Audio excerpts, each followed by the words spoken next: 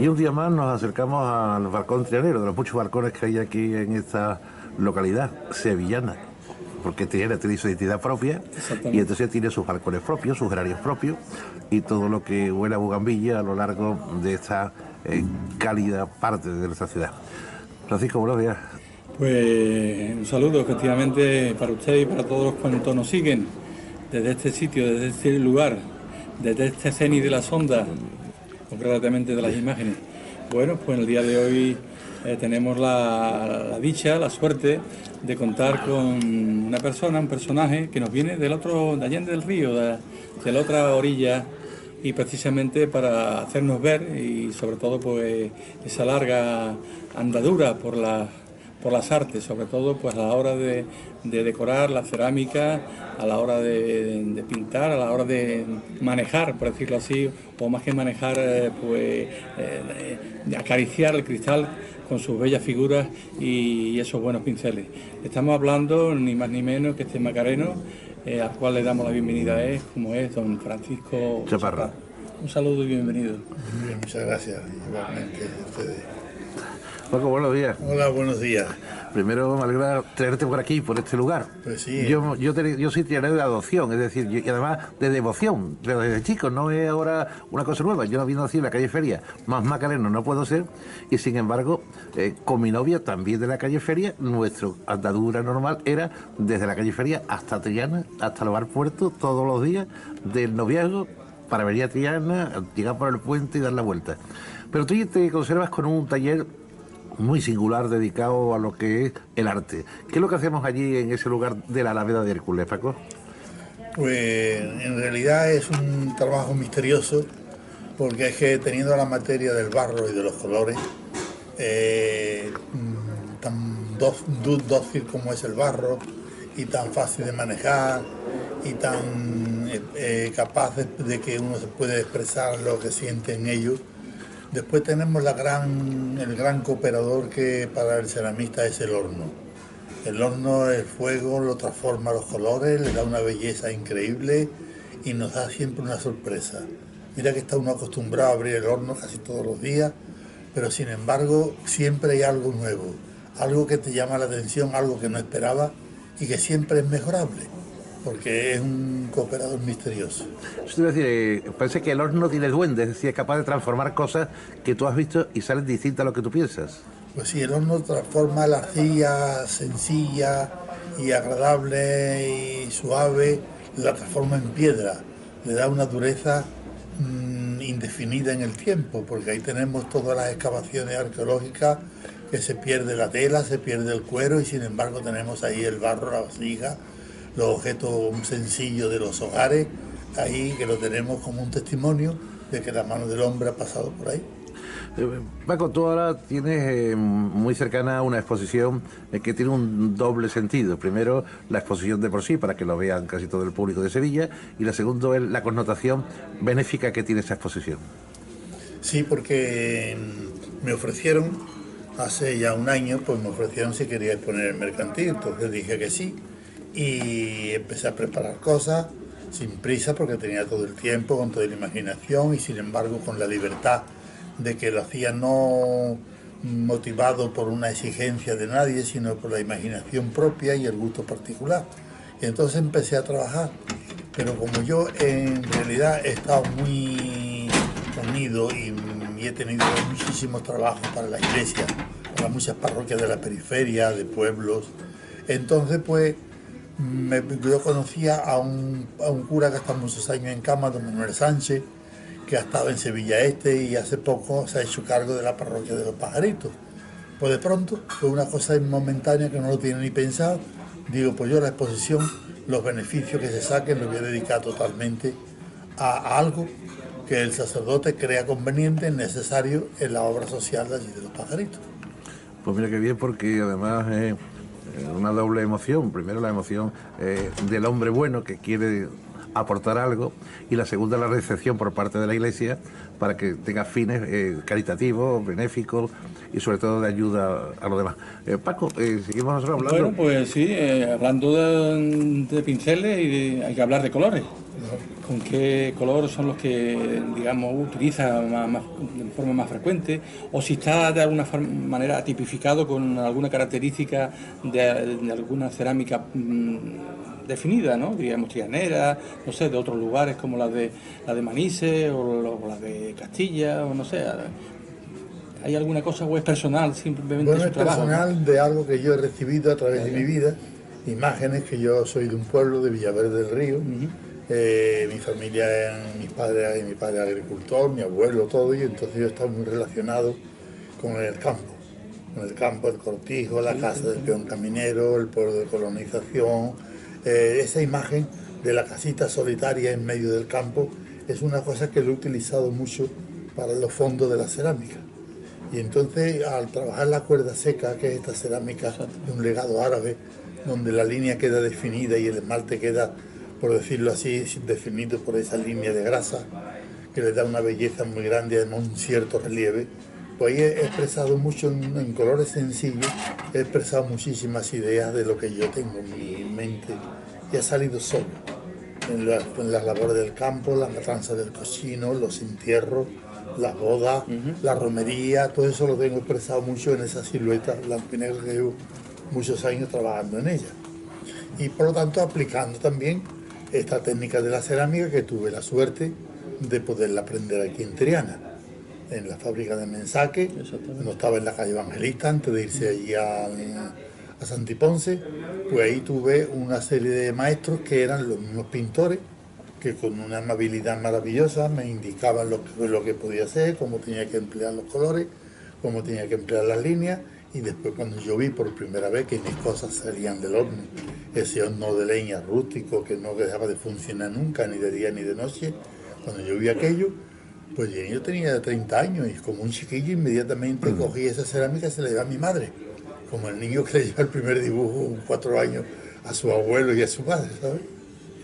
Su familia no ha asistido a nadie, ¿no? No, mi familia no. Que le haya de alguna manera involucrado en ese... Fue una cosa casi por casualidad, de un amigo Joaquín García Colón, que me indica, oye, ¿tú por qué no aprendes a cerámica? Y digo, ¿y dónde? Entonces no había ni escuela, era en el año 69, 70, no había una escuela que te enseñara nada, las fábricas eran unos arcanos de secretismo que nadie podía ver.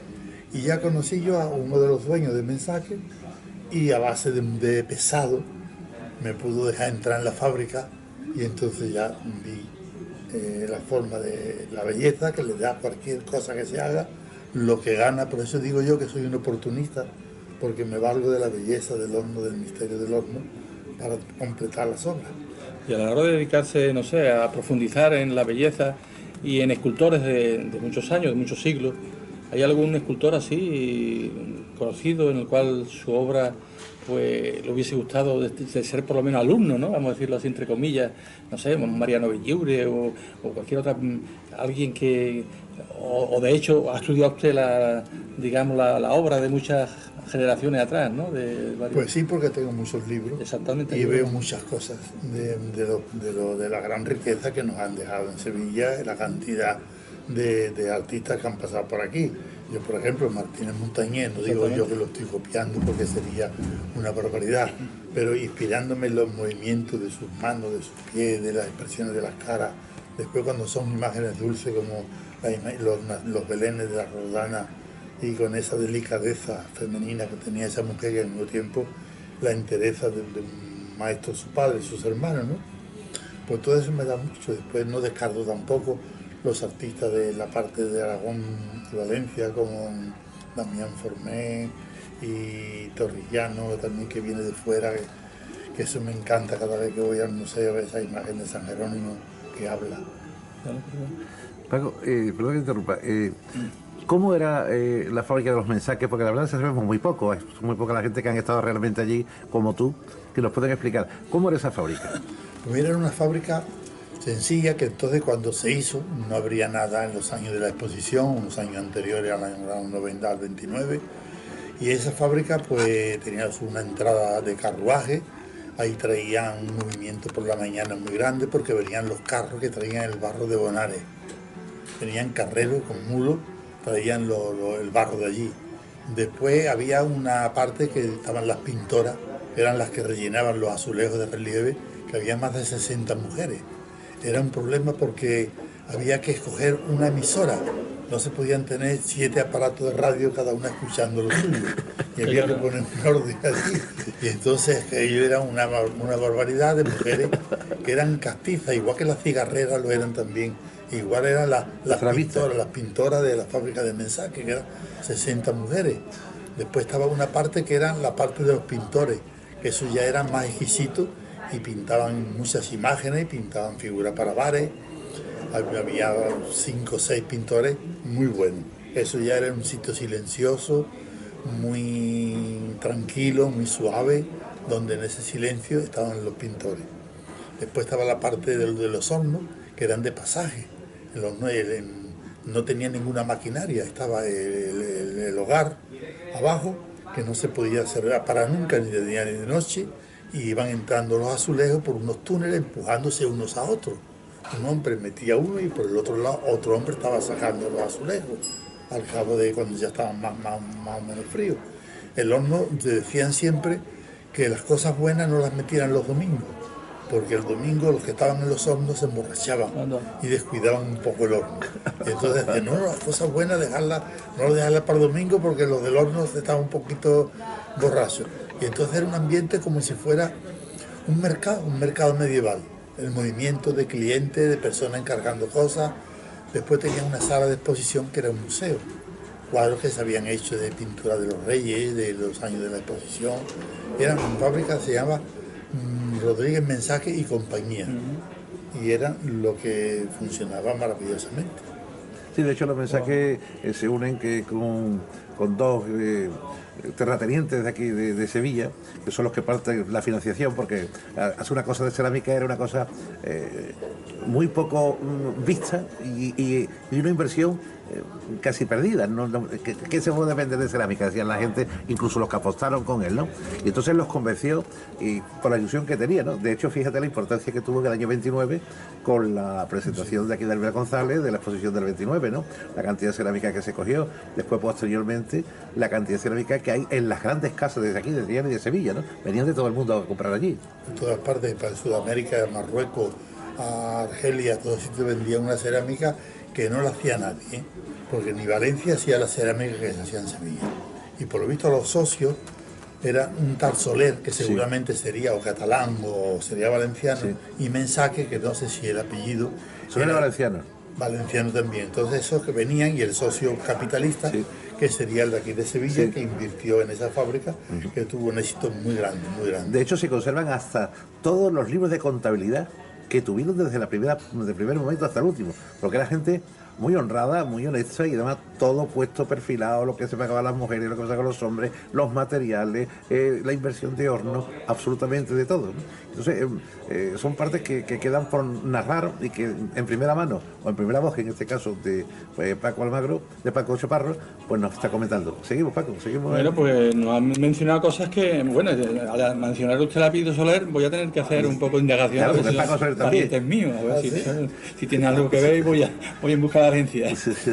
Pero también nos mencionaba usted el alcoholismo, de cierto modo hoy se conmemora el Día Internacional del Alcoholismo. Nosotros vamos a brindar por agua, también con un zumo, con agua, sí. Y con un café para que esta enfermedad porque la verdad es que hoy es un día realmente para que esta enfermedad que es así pues tienda a desaparecer, porque en fin, ¿qué vamos a decir, no? Y solamente eso. Pero aparte ya un poquito de broma o la seriedad que merecía el tema de mencionarlo, pues que queríamos decir exactamente alguna obra en concreto, no sé, alguna vidriera que se encuentre en un sitio de la cual tenga un recuerdo grato, no sé, una parroquia, una ermita, una iglesia, o en fin, algún tema en el cual en esta larga vida artística le recuerde que en fin, que... Pues yo tengo aquí una precisamente en Triana, en el asilo de Fundación Carrere, en la avenida de Coria, los 2 huecos de la escalera, con unos ventanales grandísimos de los 3 pisos, están con un grupo de 3 vitrales cada escalera, con una cerámica que el arquitecto don José Delgado me dio libertad para que yo la hiciera como yo quisiera, y me siento orgullosísimo. y fue una obra de mucha categoría, porque por fuera, cuando están iluminadas de noche, se puede ver, porque de día hay que verla por los tramos de escalera que se va viendo, pero va uno subiendo la escalera con una alegría fenomenal, porque va viendo una luz matizada por los colores, fenomenal, y por fuera de noche, iluminada la vidriera, es una riqueza, una catarata de luz preciosa. Total, imaginamos que su casa, más que casa o piso, es un museo, porque aquello, y su señora, pues, de alguna manera, ¿no?, estará siempre preocupada, o será sufridora, ¿no?, de su arte.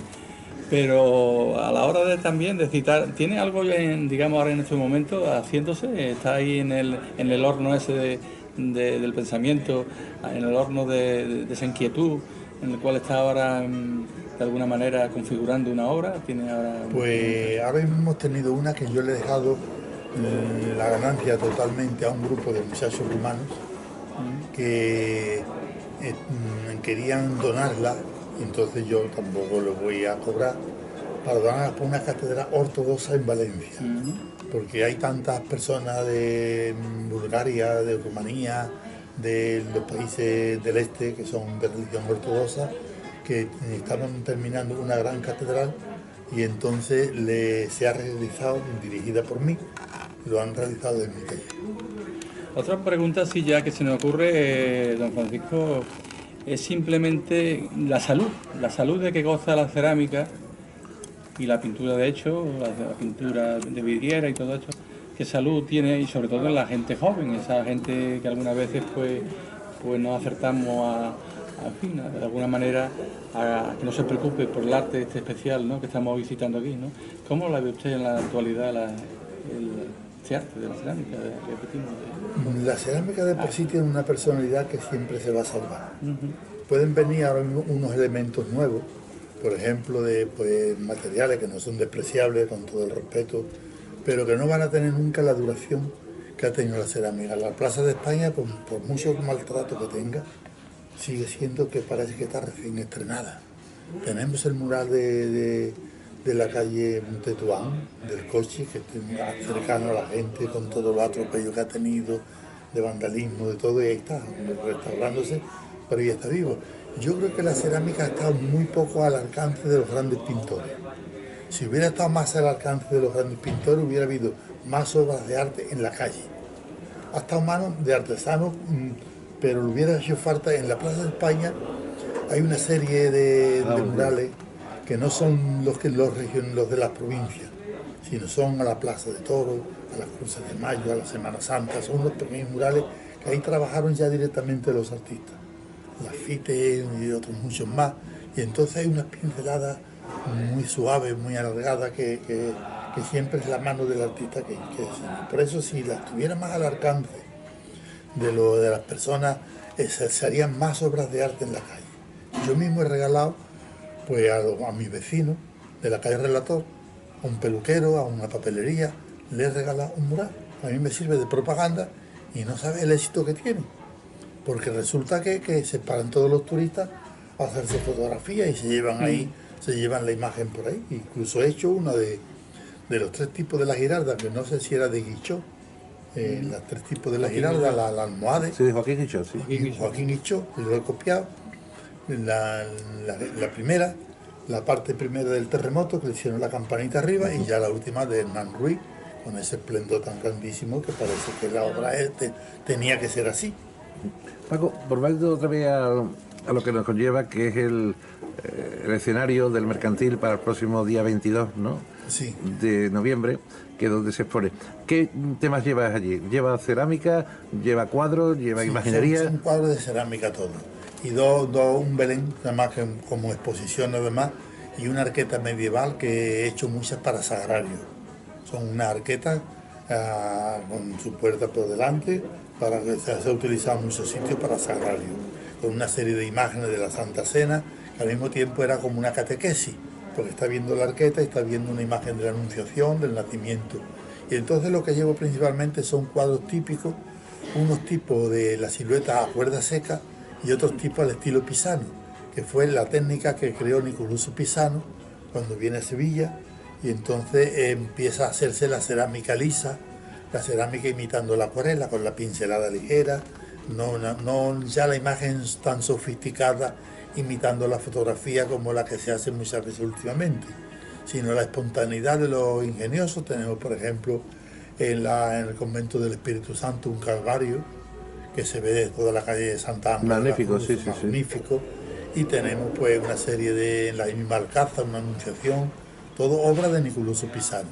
Y la portada tan fenomenal de Santa Paula, la que da al compás, al patio donde se entra la iglesia, también son obras de este Niculoso Pisano. Y tenemos en Sevilla después otro gran cooperador fue José Gestoso, que ese mismo dibujaba, aunque las mujeres le rellenaban después sus dibujos en la cerámica, pero él se podía decir que él lo hacía todo porque estaba presente. Y hay, por ejemplo, unos trípticos en el convento de Capuchinos. Esos fueron los grandes. Y después Orce, Enrique Orce, fue otro gran cooperador a la cerámica sevillana. Dejó muchos murales en Capuchinos sobre todo, ya lo trabaja a la grasa, imitando más que nada el estilo de Murillo.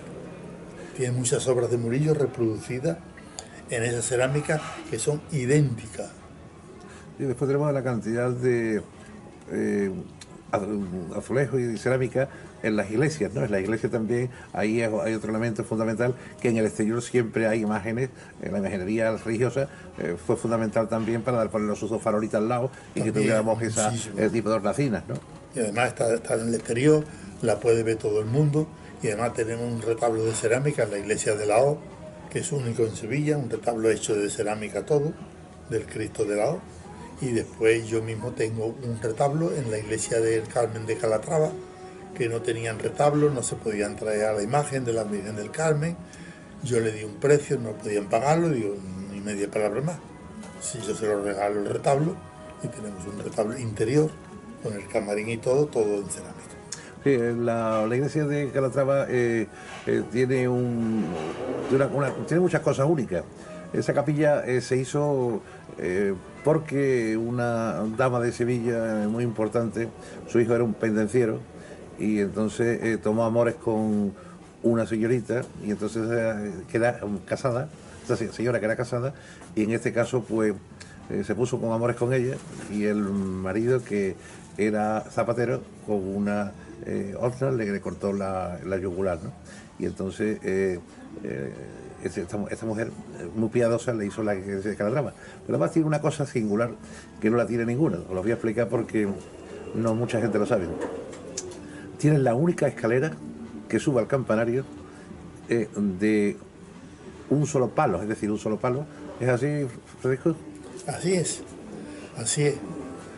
Es curiosísimo porque tiene que ser un experto el que pueda subir por esa escalera, porque ya no está acostumbrado a hacer como en el barco, con un solo palo, no en unas dimensiones diferentes, del lado derecho y del izquierdo, y subir por ahí. Quizás exista una para subir el último tramo a la azotea de la Torre de Don Fadrique. Quizás pueda existir otra ahí, me parece, no estoy seguro. Pero esa está a la vista, esa se puede ver entrando de la iglesia. No la conozco porque allí donde Don Fadrique, uno de los hijos del rey Fernando III los Santos, pues en este caso también tomó amores con una señora y se unían allí justamente en esa torre de Don Fadrique, porque a ambos les gustaba mucho la cetrería, ¿no?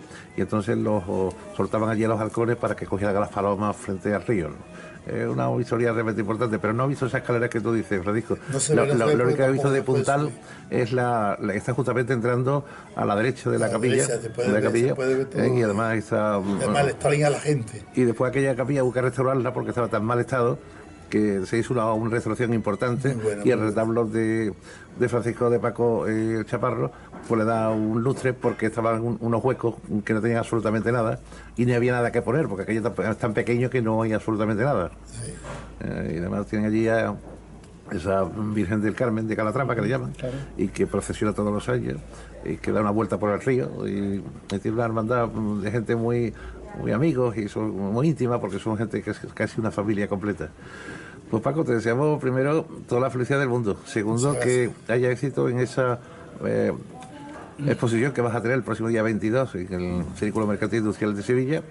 y tercero, que la gente lo compren porque es donado íntegramente para una obra social, en este caso para el sacerdote que dirige la parroquia de los Pajaritos. ¿No es así, Paco? Sí, señor, así es.